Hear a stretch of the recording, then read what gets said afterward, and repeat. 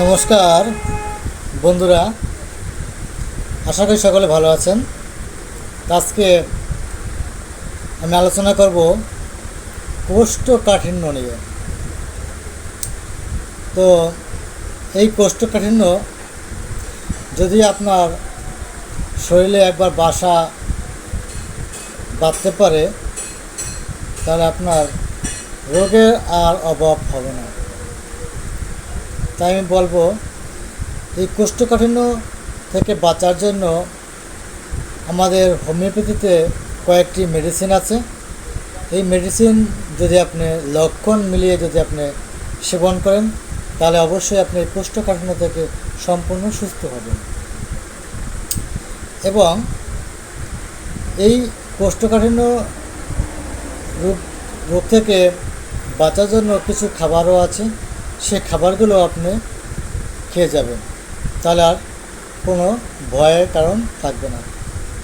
তা শুন, আমরা আগে প্রথমে জেনে নেব যে হোমিওপ্যাথিতে কী কী ঔষধ আছে এবং এর লক্ষণ কী এবং কী।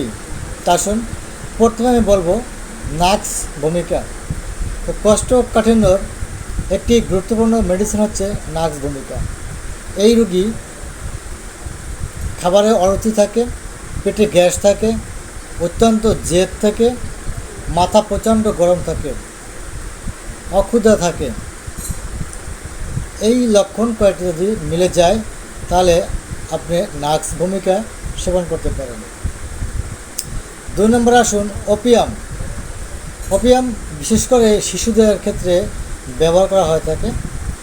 যে সকল শিশুরা বা যে সকল বয়স্ক ব্যক্তিরা 4 দিন 5 দিন পরে মলত্যাগ করেন, মলত্যাগে কোনো বেগ থাকে না, তারা ওপিয়াম সেবন করতে পারেন।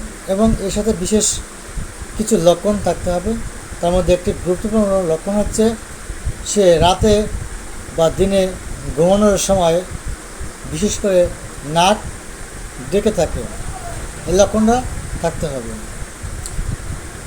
3 নম্বর আসুন প্লাম্বাম মেটালিকাম।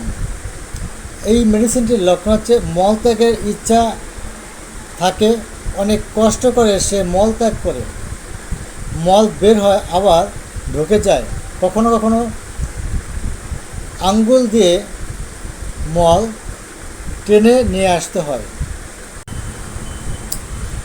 অ্যালুমিনা একটি গুরুত্বপূর্ণ মেডিসিন। এই মেডিসিনটি আপনার শরীরের অনেক কাজ করে থাকে। আমি রেপার্টরি কয়েক জায়গায় পেয়েছি যে কোষ্ঠকাঠিন্যর একটি মহা ঔষধ অ্যালুমিনা।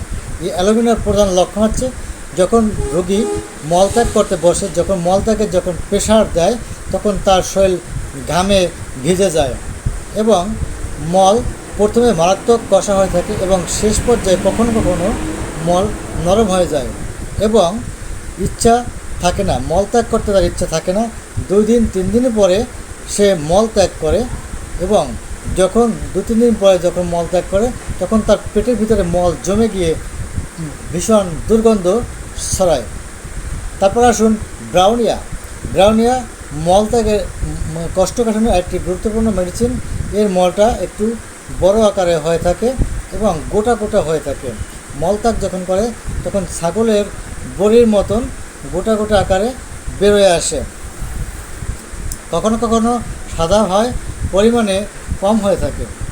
এই যে কয়েকটি মেডিসিন, এই মেডিসিন কয়েকটি যদি আপনি লক্ষণ অনুসারে যদি সেবন করেন, তাহলে আপনি কোষ্ঠকাঠিন্য থেকে বেঁচে যাবেন। এবং এর সাথে কিছু খাবার আছে, সবজি আছে। আপনার কমপক্ষে প্রতিদিন কিছু না কিছু সবজি মানে শাক খেতে হবে এবং পেঁপের তরকারি আপনার খেতে হবে।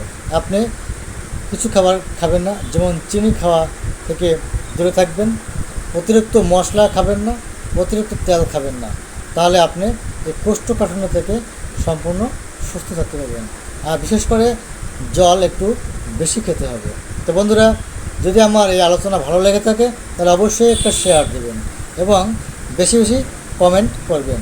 এবং যে সকল বন্ধুরা এখনও আমার এই ফেসবুক চ্যানেলটি বা ইউটিউব চ্যানেলটি সাবস্ক্রাইব করেননি বা ফলো আপ করেননি, তারা খুব শীঘ্রই ফলো আপ করে নেবেন। এবং পরবর্তীতে যারা আমার পাশে থাকবেন, তাতে আমার ভিডিওগুলো খুব শীঘ্রই পেয়ে যান। এজন্য আমি ফলো আপ করার জন্য অনুরোধ করছি। সকলকে ধন্যবাদ।